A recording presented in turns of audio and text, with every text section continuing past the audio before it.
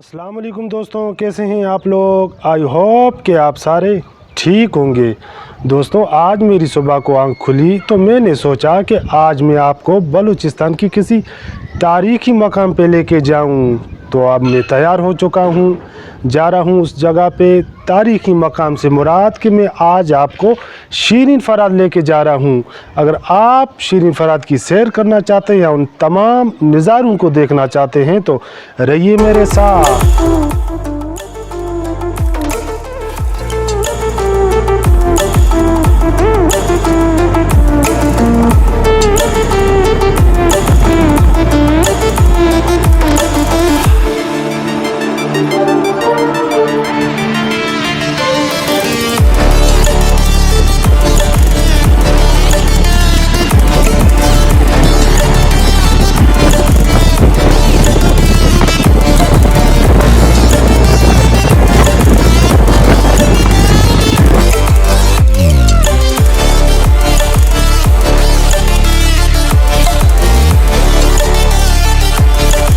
हाय दोस्तों, तो मैं अब एक ऐसी जगह पे पहुंच गया हूं शीरीन फराद से पहले के सीन्स। तो दोस्तों, यहाँ पे कुछ सीन्स ऐसे हैं।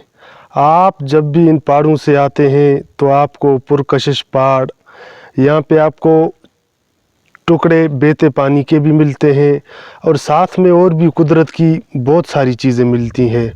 अब मैं आगे जाऊंगा शीरीन फराद, और भी आगे है, उसकी भी आपको मैं ज़रूर झलकियाँ दिखाऊंगा। रहिए मेरे साथ। इस जगह पे पहुंचने के बाद मज़ीद मैंने अपने सफ़र को जारी रखा।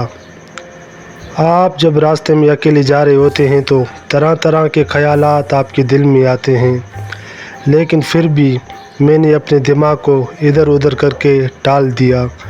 आप जब रास्ते से जाते हैं तो हसीन तरीन फूल, बुलंद बाला पहाड़ और ख़ूबसूरत नज़ारे आपको रास्ते में मिलते हैं।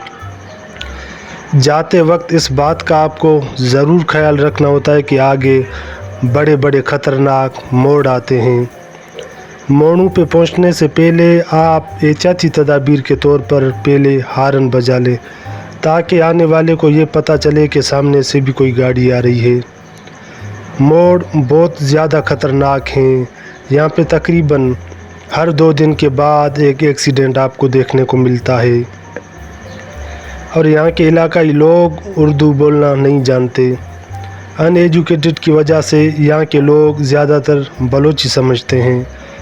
आप जब इस सफ़र में अकेले जा रहे होते हैं तो मेंटेनेंस का तमाम वो सामान आपको उठाना होता है जो किसी भी सूरत में आपको काम आ सकता है। रास्ता पूरा टूट फूट का शिकार है, जिसकी वजह से रास्ते में तरह तरह के खड्डे अचानक आ सकते हैं। आप जब भी शीरीन फराद के सफ़र पे जाते हैं तो कोशिश करें कि तेज़ रफ्तार ना जाएं, क्योंकि आपकी तेज़ रफ्तारी के बायस किसी भी हादसे का आप शिकार हो सकते हैं। आप जब बेला जावकिरा से इस रास्ते में आप इन होते हैं तो आपको बहुत बुलंद बाला पहाड़ मिलते हैं। इन पहाड़ों पे जब आप सर उठाकर इनके ऊपर वाले हिस्से में देखते हैं तो आप ऐसा महसूस करते हैं जैसा कि आप आसमान पे पहुंच गए हैं या आप किसी आसमान को देख रहे हो। और कोशिश करना कि गर्मी के मौसम में आप जब भी सफ़र के लिए जाते हैं तो अपने साथ पानी ज़रूर उठाना, क्योंकि आप जब अपने साथ पानी नहीं उठाएंगे तो आप प्यास की वजह से परेशान हो सकते हैं। बलूचिस्तान में रहने वाले लोगों को मैं ये ज़रूर मशवरा दूंगा कि आप एक बार इस जगह पे ज़रूर जाएं। अगर आप बलूचिस्तान में नहीं रहते हैं, पाकिस्तान के किसी भी इलाके में रहते हैं तो इस जगह का एक बार ज़रूर विज़िट करें।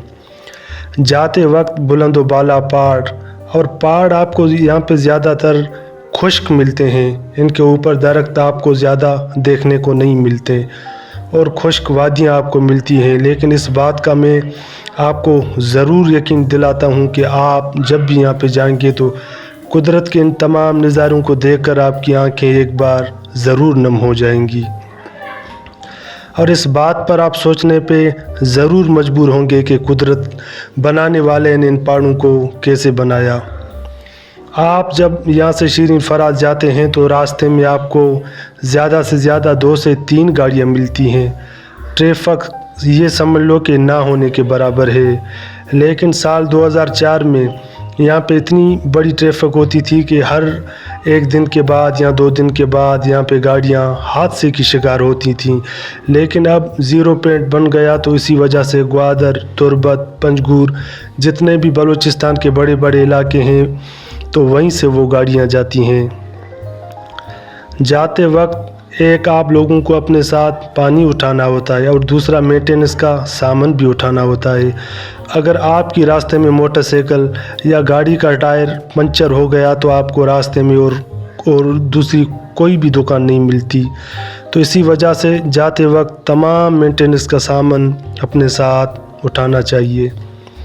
یہ آپ جتنے بھی میری اس اسکرین پہ نظارے دیکھ رہے ہو تو یہ بیلا سے جب میں اس جگہ پہ پہنچا، اس جگہ پہ پہنچنے سے جب میں لک کی طرف جا رہا تھا تو یہ نظارے تمام اسی راستے کے ہیں. چلتے چلتے چلتے چلتے آخر کار میں لک پہنچ گیا.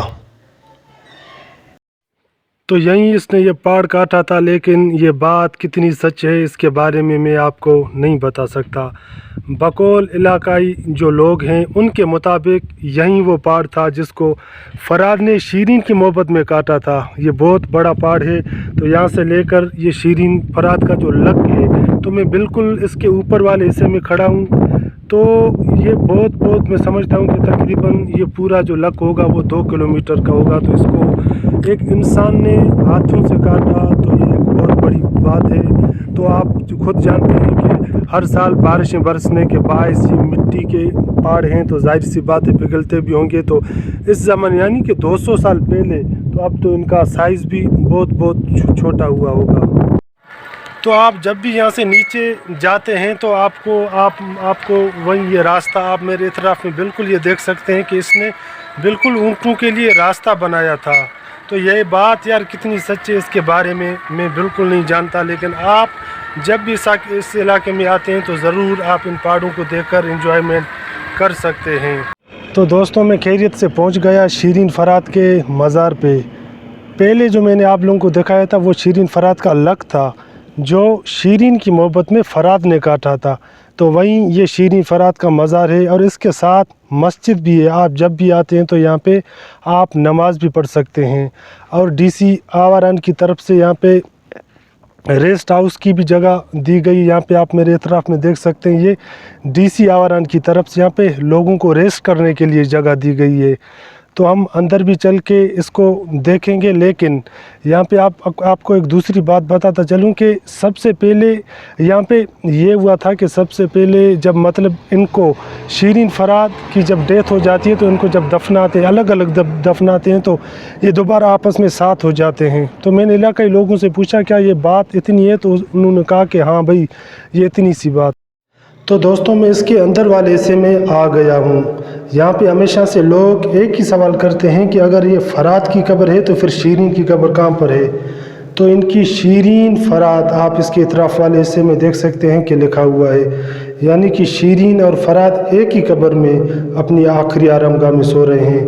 لیکن ہوا یہ تھا کہ شروع میں جب مطلب ان کی ڈیتھ ہو جاتی ہے تو بعد میں ان کو علیحدہ علیحدہ دفنایا جاتا ہے.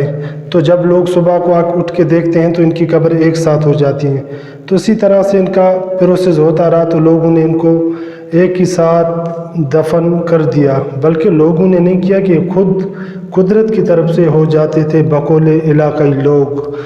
تو شیرین فرات پہ بلوچستان کے ایک بہت بڑے مصنف اشرف بلوچ نے بھی ایک کتاب لکھی ہے تو اس کو بھی آپ مطالعہ کر سکتے ہیں. اب میں دوبارہ اس کے باہر والے حصے میں آ گیا ہوں. یعنی کہ مزار کے باہر والے حصے میں آپ کو یہاں پہ اس کے اطراف میں بھی آپ کو زیادہ پہاڑ یعنی کہ پورا چٹانی علاقہ ہے تو آپ کو پہاڑ نظر آتے ہیں. اور دوسری میری بات آپ یاد رکھنا کہ کراچی سے یہ علاقہ 250 کلومیٹر کی دوری پر ہے. جیسا کہ پہلے میں نے آپ کو لک دکھایا تھا. تو